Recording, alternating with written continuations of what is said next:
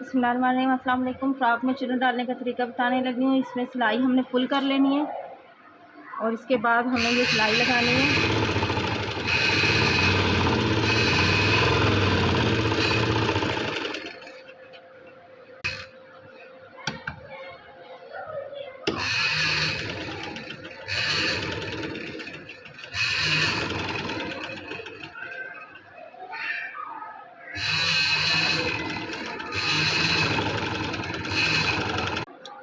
इसके बाद ये पीछे से हमने 2 धागे बराबर लेने हैं, इसको ऐसे खींचना है और ये हमारी चुन्नी डल जाएंगी।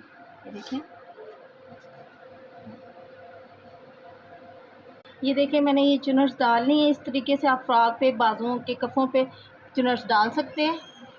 ये मैंने मशीन वाले धागे से ही चुन्नट बनाई है। अगर आपको हमारा ये तरीका अच्छा लगे प्लीज़ लाइक करें, शेयर